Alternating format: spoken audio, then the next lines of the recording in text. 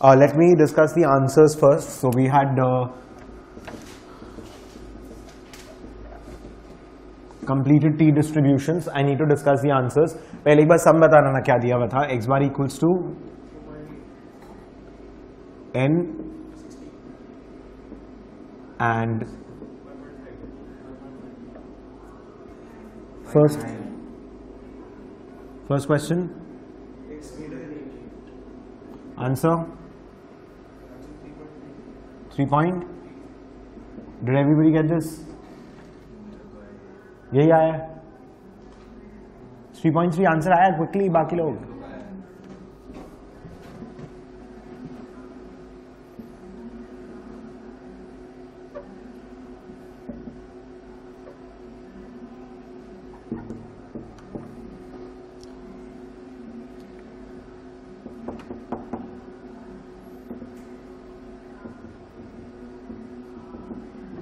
कितना है? Quick quick quick, you can not take time. 2.0.01. Table निकालिए. You have to be very fast यार, इतना टाइम नहीं ले सकते. 15 के अगेंस्ट में degrees of freedom become 15. Alright, तो answer has to be somewhere between 2.5% and 5%. देखो 1.75 के अगेंस्ट में 5% है टेल में, 2.13 के अगेंस्ट में 1.7.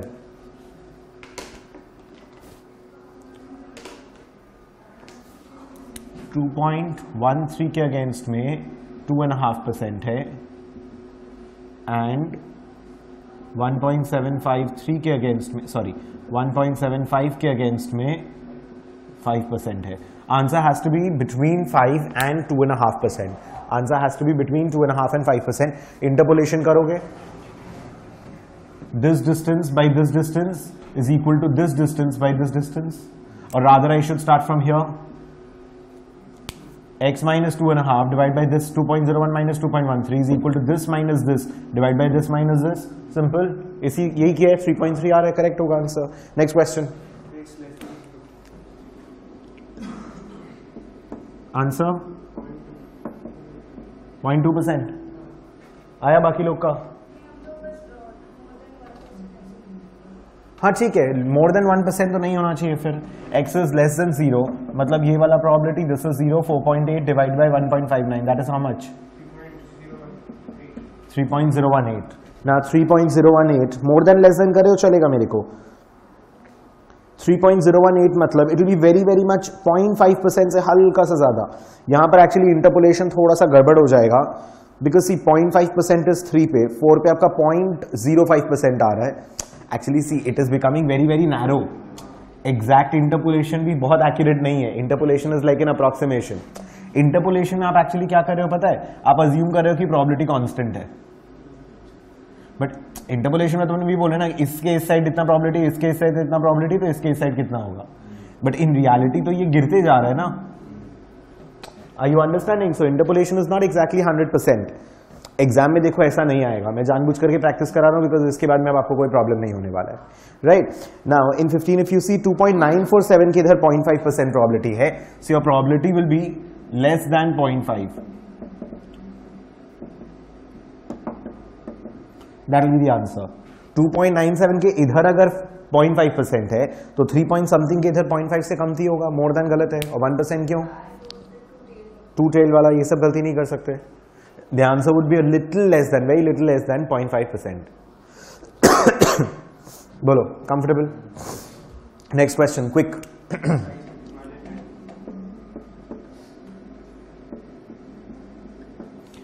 1 and 9. अच्छा, तो 1 का स्टेटिस्टिक क्या है अपना?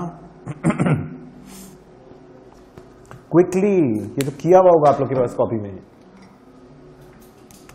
अरे 3.8 by 1.59 क्यों इतना टाइम ले रहा है? हाँ, -2.38. 1 will be corresponding to -2.38 and 9 ना? 9 is what? 2.64. 2.38 and 2.64 के बीच में. Let's see what are the statistics given. 2.64 को अपने 2.602 दिया हुआ अपने वही अज्यूम कर लेंगे. 2.602 is given, that is as good as 2.64, उसमें नहीं माथा लगाएंगे. तो 2.64 के इस साइड तो 1% है and 2.38 will be somewhere between 2.13 and 2.6. 2.5% और 1% के ऑलमोस्ट बीच में आ रहा है.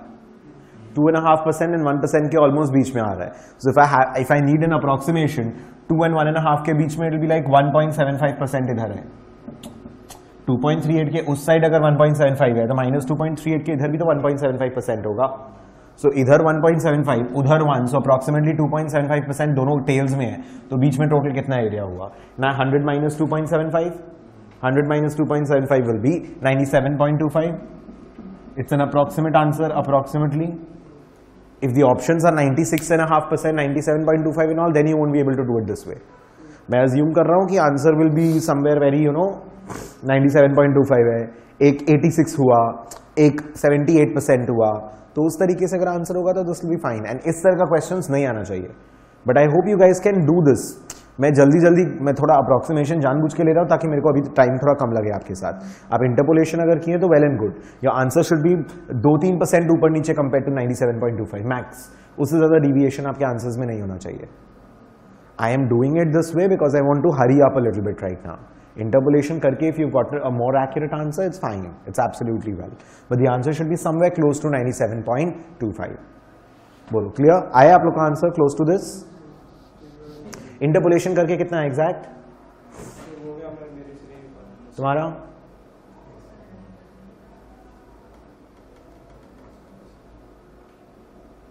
Your answer? अरे टी टेबल गूगल पे मिल जाता. टी टेबल था नहीं बोलने से नहीं होगा. 2.38 के इधर का प्रोबेबिलिटी चाहिए. तो यहां पर बुक में देखो 15 के अगेंस्ट में 2.13 के अगेंस्ट 2.5 है और 2.602 के अगेंस्ट में 1 है. इंटरपोलेशन करोगे 2.38 के अगेंस्ट का प्रोबेबिलिटी नहीं निकल जाएगा और वो 1 and 2.5 के बीच में होगा. मैंने एक रफ एस्टिमेशन के लिए हाफ कर दिया उसका, मतलब एकदम एवरेज ले लिया है. एग्जैक्टली आप एग्जैक्ट एक्यूरेट करोगे तो आपका 1.75 से थोड़ा ऊपर नीचे आएगा.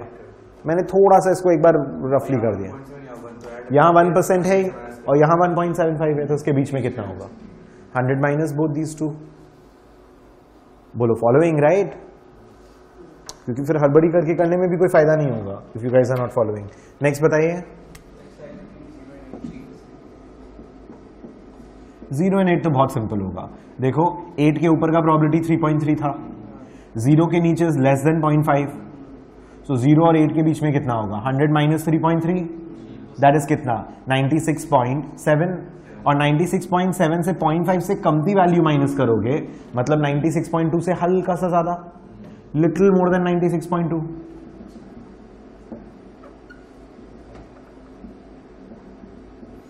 Your answer between 0 and 8 will be 100 minus this right. 100 से 3.3 माइनस किया 96.7 बचा. 96.7 से 0.5 से कम माइनस करोगे तो 96.2 से हल्का ज्यादा आएगा आंसर.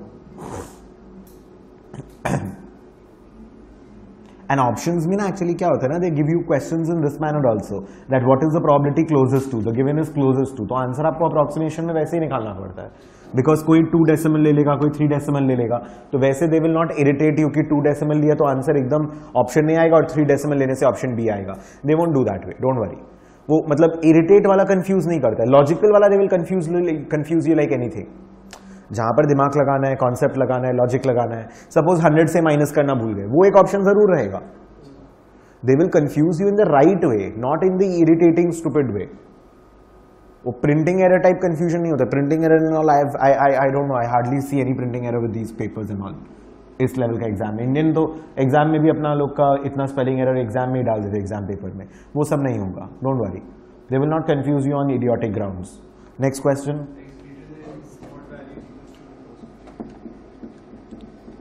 तो अपने को x greater than what value 2%, answer क्या निकाले हो? 8.97. अच्छा 2% नहीं दिया है यहाँ पे. कितना निकाले हो? 8.937. सबका है परफेक्ट. 8.937 मैं नहीं कर रहा हूं. बेसिकली क्या करना है, 1% वाला है, 2.5% वाला है, 2% का इंटरपोलेट करना है और x bar plus that many SD करके आंसर निकालना है. That's all you had to do. वही तो करना था और थोड़ी कुछ करना था. बोलो comfortable. Next portion, next question. ये तो सिंपल होगा. x less than what percent is what value is 1%? 1% in the tail is corresponding to 2.602. minus 2.602 के इधर 1% है, तो average minus 2.602 into this is the answer. ये आया होगा, कितना है? 0.66. यही आंसर.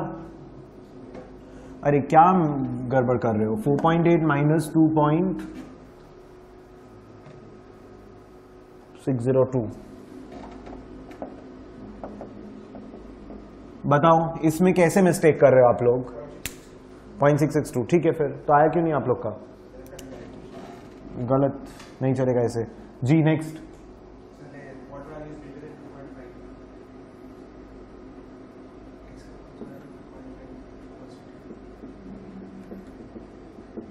ये भी डायरेक्ट है.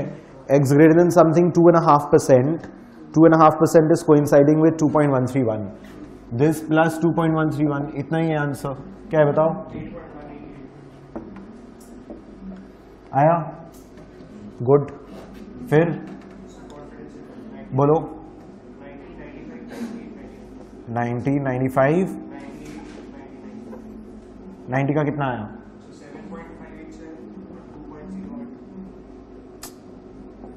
ऐसे होगा ना. 2.0122 to 7.587 आया. कितना? कैसा मिस्टेक्स कर रहे हो? 90% कॉन्फिडेंस इंटरवल मतलब क्या? You'll have to look at the 5% in one tail and 10% in two tail. 1.753 use किया है. 4.8 plus 1.753 into 1.59 गलत. Which one did you use? First column कैसे? 10% in one tail है. You calculated 80% confidence interval. फिर अगर आपने 10% in one tail ले रहे तब तो वो 80% कॉन्फिडेंस इंटरवल हुआ ना. अगर अपने दोनों साइड में 5-5 छोड़ेंगे तब जाके 90% कॉन्फिडेंस इंटरवल होगा. राइट? बोलो following. You not done this. This the answer. Second 95.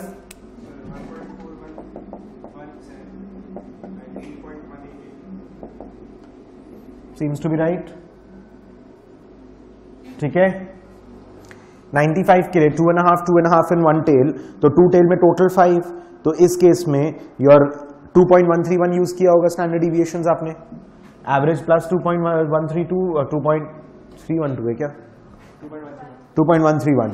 So average plus 2.131 SD and average minus 2.131 SD. 98 का बताओ.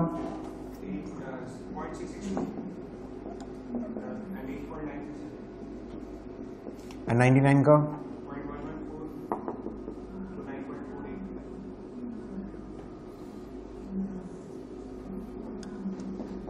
See if you got these answers. Answers नहीं मिला तो आंसर कॉपी करके रखिए फिर चेक करिएगा कि मिस्टेक क्या हुआ है. I've gone fast because I'm not supposed to be as in. और कितना एक्सप्लेन करूंगा यार? टी डिस्ट्रीब्यूशन हुआ है, आप लोगों को करके आना चाहिए था. जो आंसर्स रॉन्ग आए वो आंसर्स खाली एक बार कॉपी करके रख लो.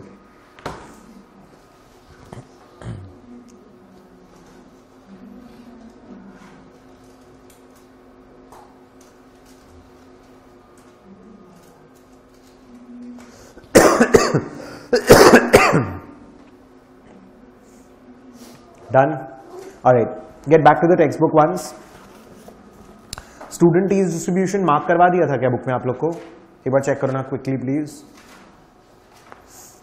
Central limit theorem I remember we had done. T marking भी हो गया था बुक में. वो बुलेट वगैरह मार्क करा दिया था सारा. Alright, then in that case वो वाला लाइन मार्क कराया था. Greater the degree of freedom the greater the percentage observation near the centre. That's just above the last distribution. T distribution जो बनवाया था आप लोग को, वो जो टेबल दिया हुआ उसके बाद मार्क कराया. टेबल के बाद में कोई भी लाइंस? हाँ, तो एक काम करिए. टेबल के जस्ट नीचे if you look at the third line below the table and above the chi-square distribution heading. Below the table, above the chi-square distribution heading. If you just see the line, greater the degree of freedom, mark karo usko, greater the degrees of freedom, greater the percentage of observation near the center of distribution, and lower the percentage of observation in the tails. Underline that. अब एक काम करिए, greater the degrees of freedom, comma, bracket open करो वहां पे, greater the percentage of observations, bracket open, then the greater the percentage of observation near the center of distribution and lower the percentage of observation in the tails, bracket close. वो bracket को dash देकर के लिखिए, distribution tends to normality, distribution tends to normality, distribution tends to normality from leptokurtic, from leptokurtic.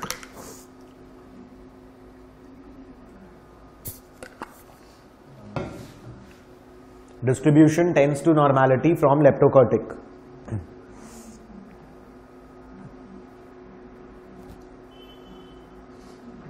बहुत ही simple सा चीज का बात कर रहा है अपना. If this is your normal distribution, ये अपने डिस्कस कर चुके हैं. T distribution is something of this sort. As your degrees of freedom increases, you are moving over here. There will be more data around the average and less data in the tail as you move, as your degrees of freedom increases. उसी चीज को describe कर रहा है कि more data will be around the mean and tails will be flatter. That is basically you're going to tend towards normal distribution. ये तो अपने किए हुए हैं कि degrees of freedom जैसे बढ़ेगा you'll be tending towards normality. Last two lines. Confidence interval for a random variable wider when the degrees of freedom is less for a given significance level. Mark करिए उसको. वहां side में लिखिए, right a note. confidence interval using T distribution is wider than Z. Confidence interval using T distribution is wider than Z.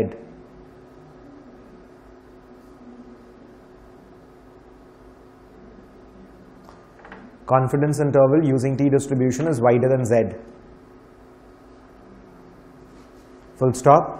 As n decreases, as n increases, comma, interval becomes narrower. As n increases, interval becomes narrower.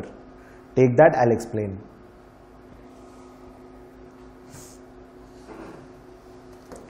As n increases,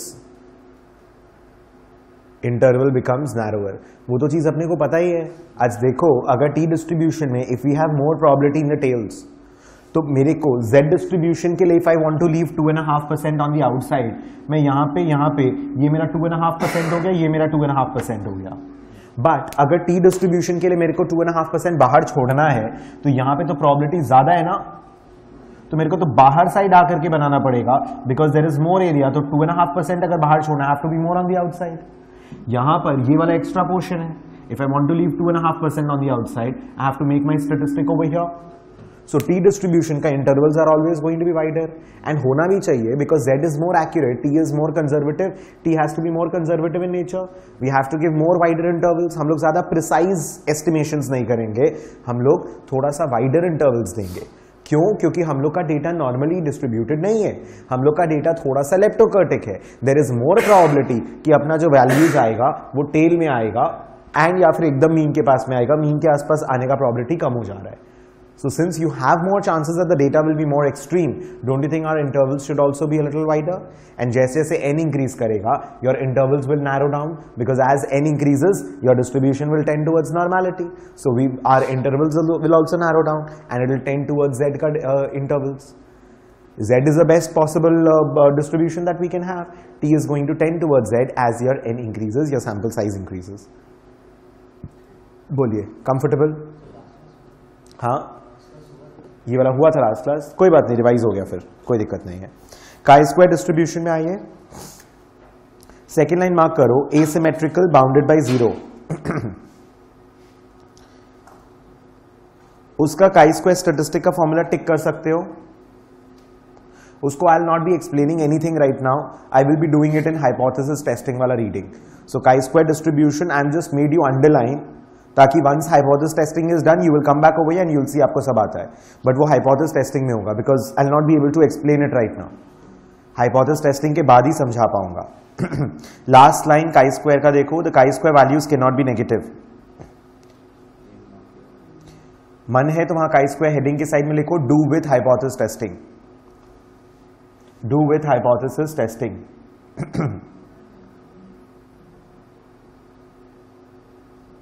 F distribution भी same चीज होगा, do with hypothesis.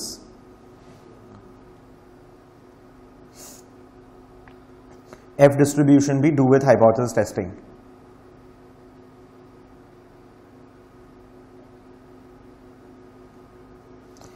F distribution का first line mark करिए, concern with equality of variances of two populations, two circle कर दो.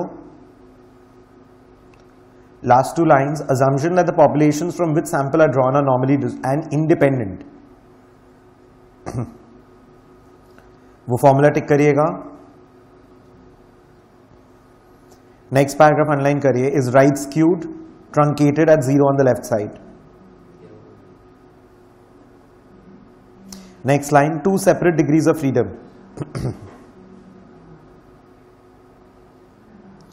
उसके बाद वो जो बुलेट्स दिए हुए हैं उसका सेकंड बुलेट मार्क करिए, T squared, T value squared with n-1 degrees of freedom is f distribution with 1 degree of freedom in numerator and n-1 in the denominator. Next जो formula f is equal to chi square by number of observation in numerator, उसके side में लिखो you may learn और not important लिख दो. Formula फालतू है, I've never seen it being tested. It's a very unimportant formula. If you want, you leave that. Not important, that formula. F distribution and chi distribution, I will have to teach you that only once I have completed hypothesis testing. Chi and F खाली marking कराए आपको, so that once your hypothesis is done, you want to get back, you will be able to go through the content and you'll understand everything. ठीक है? I have not completed chi and F. Chi and F नहीं पढ़ने का अभी, खाली mark करा के छोड़ा है, पढ़ने का नहीं है अभी, hypothesis के बाद में पढ़िएगा. नेक्स्ट वाला में आइए, मिक्सचर डिस्ट्रीब्यूशंस, थ्योरेटिकल एलोवेस है, ये देखना पड़ेगा. फर्स्ट 2 लाइंस मार्क करिए, distribution, the distributions discussed in the topic as well as others can be combined to create unique probability density functions. Next to next paragraph mark करिए, second line, the distribution used as inputs are parametric while the weights within the mixture are non-parametric. The more the component distributions used as inputs, the more closely the mixture distribution will follow the actual data. Mark करो, समझाऊंगा, पूरा theoretical mark करना पड़ेगा आपको. Done. Next paragraph, by mixture distribution it is easy to see how to alter skewness kurtosis of component distributions. Next line, skewness can be changed by combining distributions with different means and kurtosis, and kurtosis by combining distributions with different variances. Next paragraph, creating a more robust distribution is clearly beneficial to risk managers. Robust को word को underline करो, dash करो and लिखो, can be fit anywhere, can be fit anywhere, can be fit or used anywhere. Last 2 lines mark करिए, we can improve risk models by incorporating the potential for low frequency, high severity events.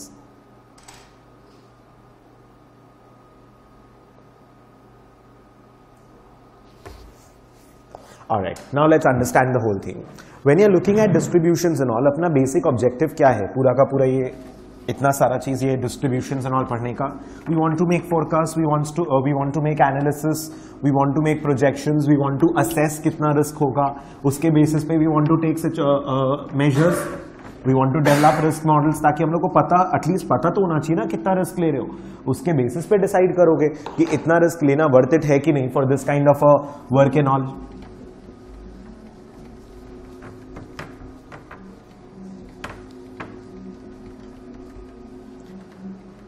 So we need to create risk models, we need to create our KRAs and all, key risk KRIs, key risk indicators and all in order to study कि कितना risk ले रहे हैं, उसके हिसाब से return मिल रहा है कि नहीं. Because if the return is not sufficient, in that case it probably will not make sense to take that kind of risk. सो वो सारा चीज को अपने लोग को बहुत अच्छे से स्टडी करना पड़ता है, राइट? नाउ अपने लोग डिस्ट्रीब्यूशंस देखे, normal distribution, T distribution, log normal distribution. So we have seen different kinds of distributions, right? There will be a couple of distributions which you have not read about. Beta distribution होता है, Weibull distribution होता है. In case you find any practice question on Weibull और beta distribution और something, please ignore those, please leave those, because वो बहुत पुराना syllabus में 3-4 साल पहले होता था. And you know, just to increase the number of questions, as I told you that they might not have been removed from your practice material, but please ignore that. In case you find any question on beta weebull, गलती से रह गया होगा या छोड़ दिया होगा उसको, but वो नहीं है आपका सिलेबस में, तो एकदम आराम से छोड़ दीजिएगा. Alright, so when you're looking at risk model, say for example I want to create a risk model like this. ध्यान देना, बुक में नहीं है ये सब. Let's say we are talking about frequency, severity. It will come later, 4th book में.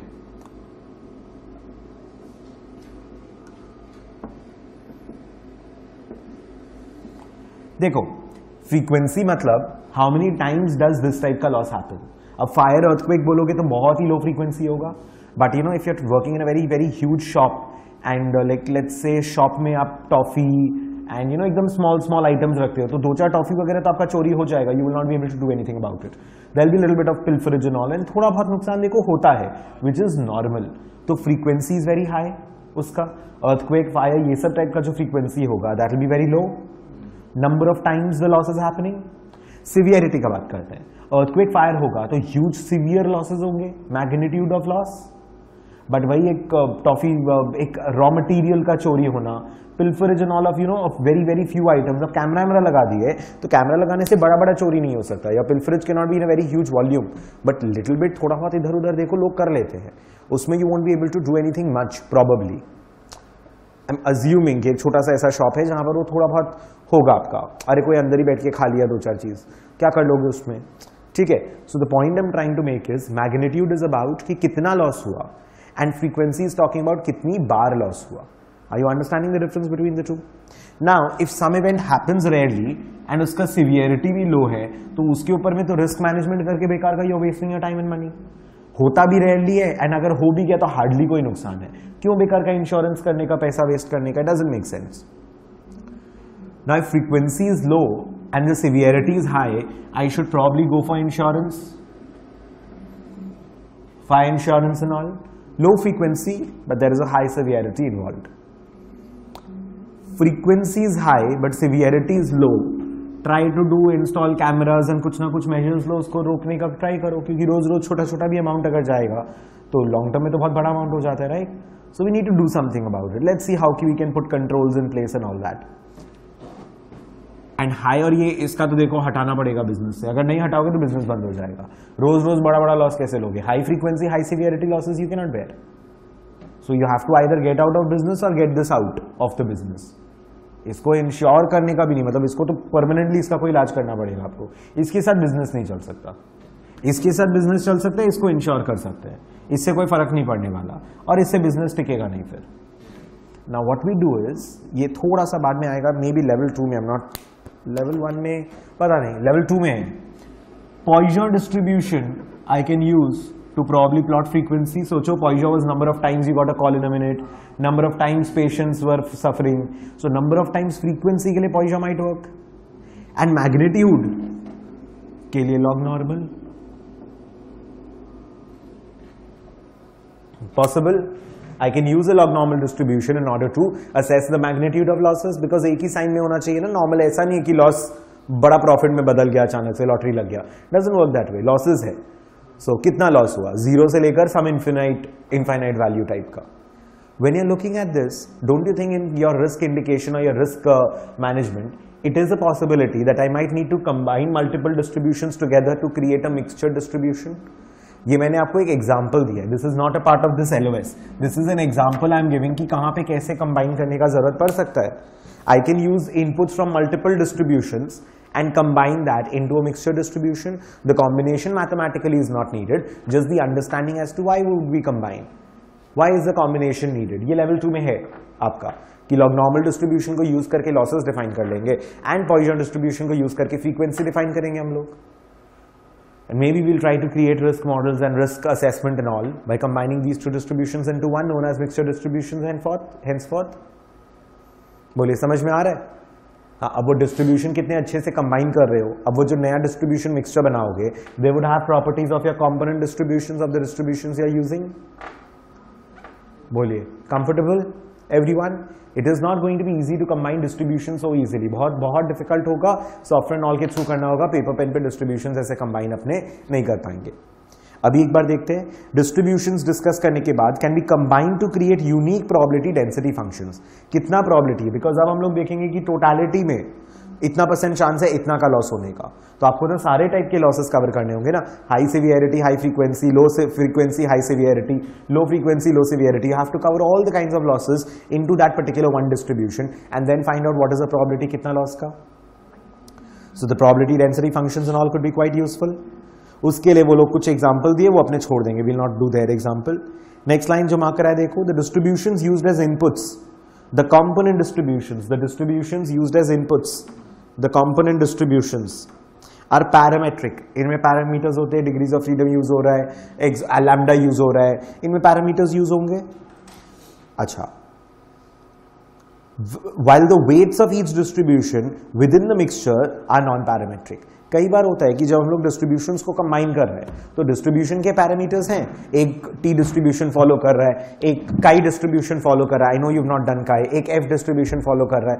अपने उसको कंबाइन कर रहे हैं. जो डिस्ट्रीब्यूशंस है वो पैरामेट्रिक है, लेकिन उन डिस्ट्रीब्यूशंस को जो कंबाइन करोगे, maybe I will combine it using a little bit of my judgement. वो कॉम्बिनेशन कैसे करने का, उसका weights might be non parametric. उसका वेट मैं अपने हिसाब से कर रहा हूं. The distributions are parametric. See, you don't have to do any numerical calculation on that. You have to theoretically understand this part. You don't have to do all the calculations over here. You have to theoretically understand this bit. ठीक है? Okay. Next part, the distribution कहाँ गया? हाँ. The distribution used as inputs parametric होगा, but the weights might be non-parametric. The more the component distribution used as inputs, the more closely the mixture distribution will follow the actual data. जितना आपका जो components है वो अगर actual data, वो अगर कोई बहुत ही अच्छे से distribution को ठीक तरीके से follow कर रहा है तो अपना जो output distribution निकल के आएगा वो भी उनका attributes को और वो actual data को बहुत अच्छे तरीके से follow करेगा. If you're the more properly you plot the inputs, you take input के distributions जितने अच्छे तरीके से, if the input distributions are accurately defined, in that case जो अपना mixture distribution निकल के आएगा output का वो भी proper होगा ना. बोलो समझ में आ रहा है? नेक्स्ट जो मार्क करा है देखो. By mixing distribution it is easy to see how we can alter skewness and kurtosis of component distribution. Component distribution मतलब assuming distribution A plus distribution B करके I am making distribution C. आज A और B का skewness kurtosis अलग अलग हो सकता है. उनको कंबाइन करके I am creating distribution C. उनको किस तरीके से कंबाइन करूंगा? डोंट यू थिंक मैं स्क्यूनेस एंड कर्टोसिस को इन्फ्लुएंस कर सकता हूं? Don't you think I can try and influence the skewness and kurtosis? अभी देखो, by mixing it is easy to see how skewness and kurtosis of the components can be altered. Skewness can be changed अगर आप दो अलग अलग average का ले रहे हो तो, and kurtosis can be changed अगर आप दो डिस्ट्रीब्यूशन अलग अलग वेरिएंस का ले रहे हो तो. kurtosis का पावर 4 होता है, skewness का पावर 3 होता है. स्क्यूनेस में अपना मीन इफेक्ट होता है. पॉजिटिवली स्क्यूड होता है, mean becomes very close to positive वाला वैल्यू, और नेगेटिव अगर स्क्यूनेस होता है तो mean becomes lower than median वाला वैल्यू. तो मीन को यूज करके अपने स्क्यूनेस को अफेक्ट कर सकते हैं. By combining two distributions of different means we can alter the skewness, and दो अलग अलग डिस्ट्रीब्यूशन का वेरिएंस को कंबाइन करके we can alter kurtosis. Variance का भी पार साइन नहीं होता है, कर्टोसिस को भी साइन से मतलब नहीं है. It is about the distribution. So maybe we could do that. Exactly कैसे क्या करते हैं, जितना बताए जितना मार्क कराए इस एलओएस के लिए खाली उतना करना है, उससे ज्यादा नहीं करना है. Whatever I have made you mark, whatever I am explaining, that is sufficient for this LOS. Because there are no numericals in this particular LOS.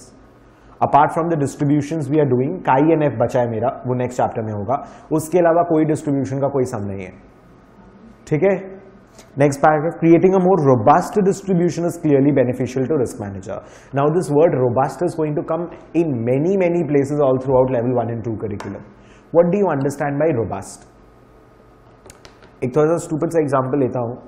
अपने जो सेलफोन्स हैं पहले, मतलब पहले I am talking about like 7-8 years back, if you would remember Samsung का भी अगर 3 phone आता था तो 3 अलग अलग साइज के चार्जर होते थे, पतला पिन, मोटा पिन, इधर ऐसे डालने का वैसे डालने का।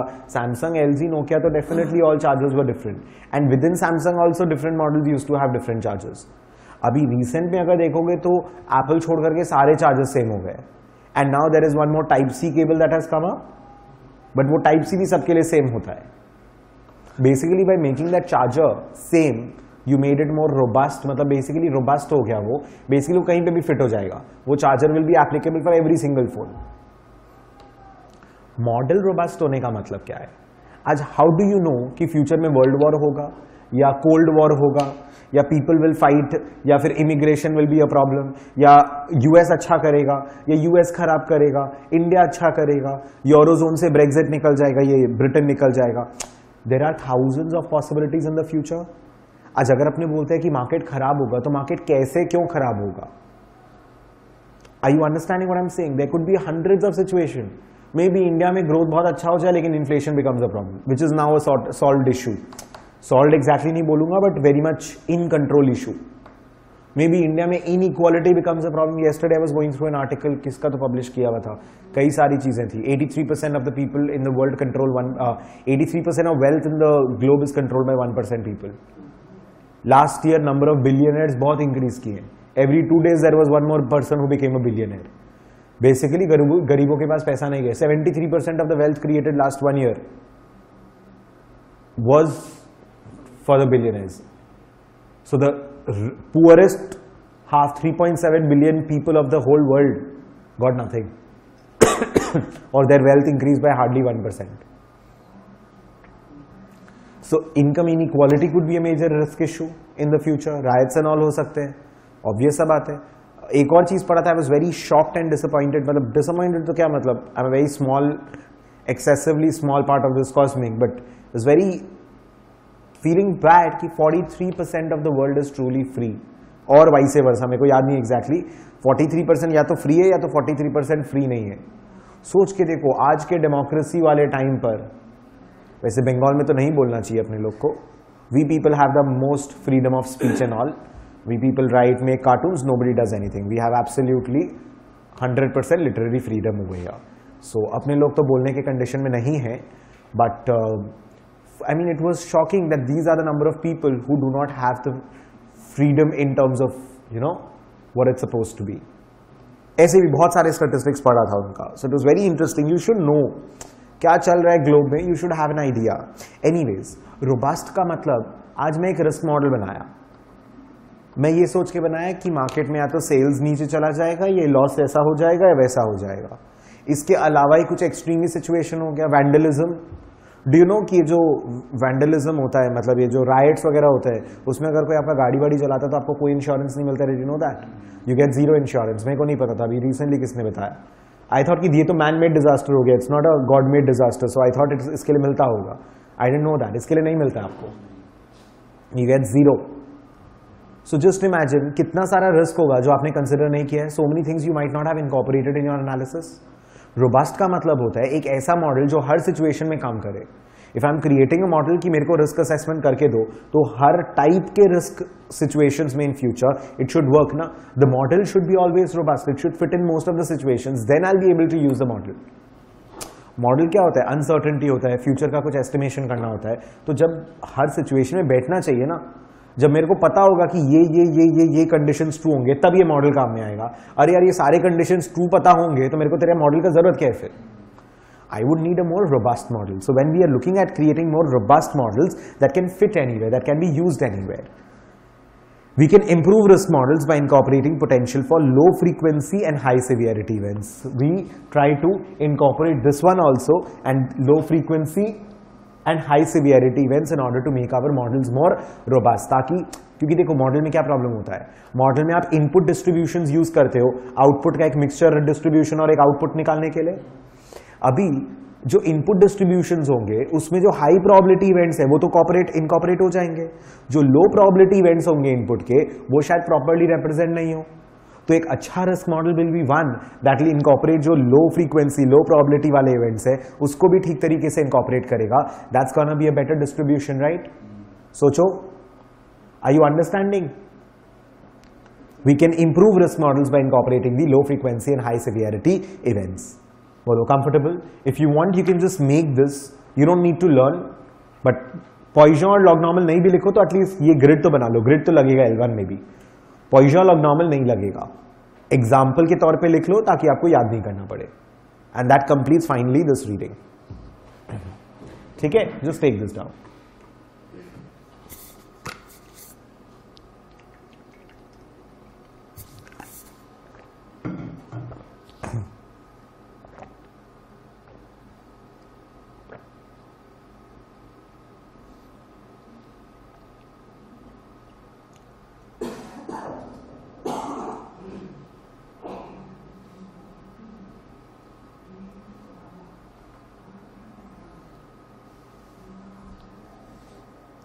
Understood everything, right?